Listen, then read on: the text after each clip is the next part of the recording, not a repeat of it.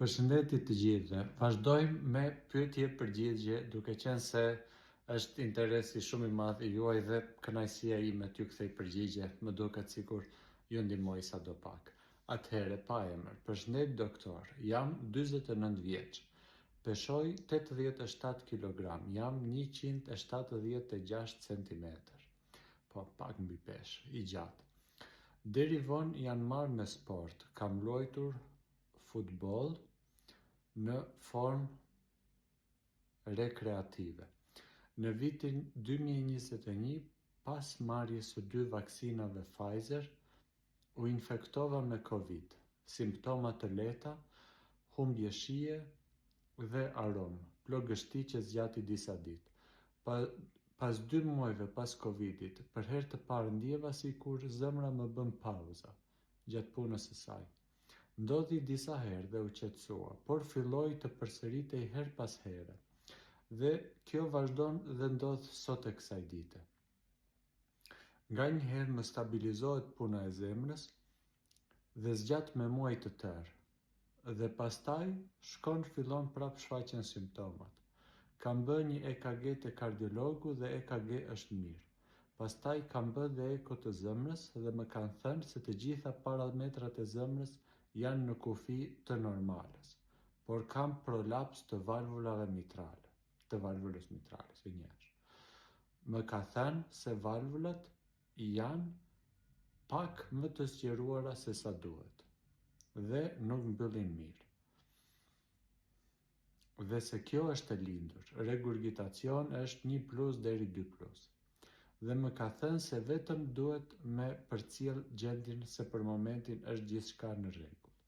Nuk ka dilatim të zemrës, puna e zemrës është 63%. Regurgitacioni i valvulave të tjera është nga shenja deri 1+. Muret e zemrës janë në kufi normal. Më ka sugjeruar të përdor bisoprolol 2.5 mg në mëngjes kur kam këto aritmit. Më ka thënë se janë benigne dhe nuk duhet të brengosem. Pasqyra e gjakut dhe analizat biokimike të gjakut në kufi të normës. Glukoza 5.7, kolesteroli 4.5, trigliceridet 1.15 dhe hormonet e gjendrave tiroide normal. Nuk ha shumë, por puna ime është sedimentare, do me thënë rri shumë ullur. Më pëlqejnë ëmbëlsirat, duhan nuk kam konsumuar kur, as alkool. Në jetë jam i plotësuar, kam gruan, 2 fëmijë, gjendjen ekonomike të mirë. Po sa herë më ndodh kjo, nuk është as pak e këndshme. Çfarë më sugjeroni? Përshëndetje i dashur, nuk po ta përmend këto emrin. Të falenderoj për mesazhin e bukur dhe miqësor që më ke shkruar. Të uroj në vazhdim shëndet, ty dhe familjes tënde.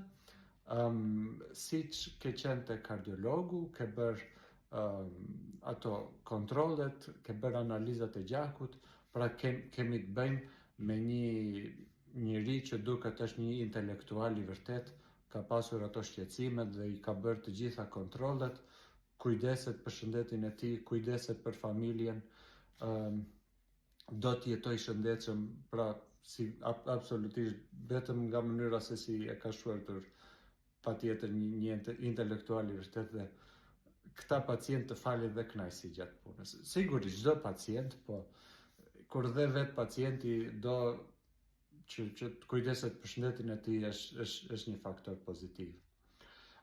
Ajo që ndjen pacienti është që i duket sikur i pushon zemra pak.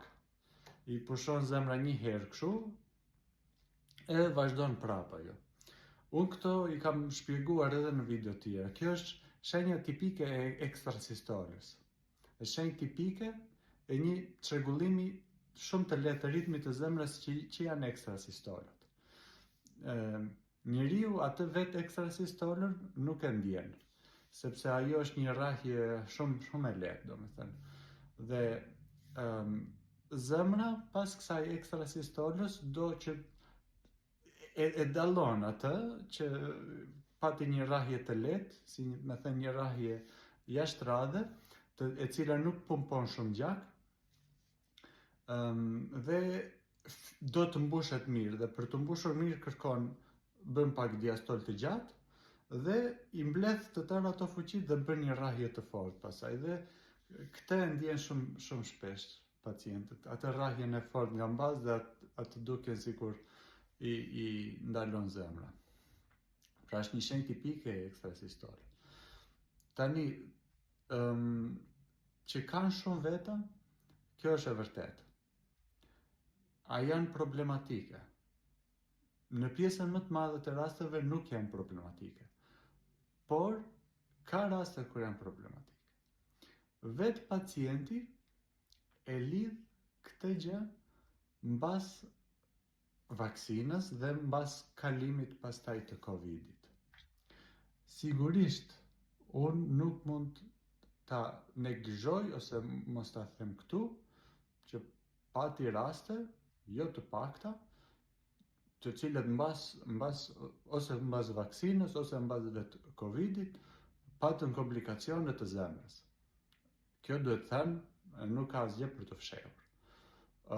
Sepse ishte vetë virusi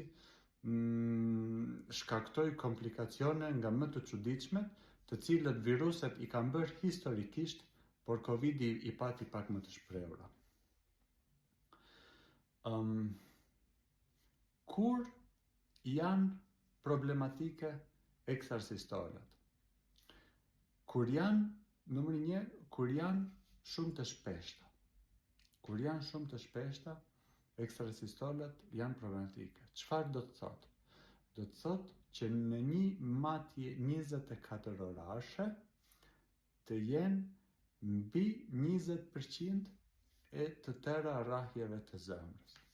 Do të thotë përbën një pjesë shumë të madhe të punës së zemrës. Këto ekstrasistola mund bëhen dhe problematike për komplet punën e zemrës dhe në këto raste duhet ndërhyrë. Çfarë është tjetër problematike? Kur ka një problem strukturor të zemrës. Fatmirësisht, zemra jote me anë të ekokardiografisë nuk duket sikur ka një problem strukturor.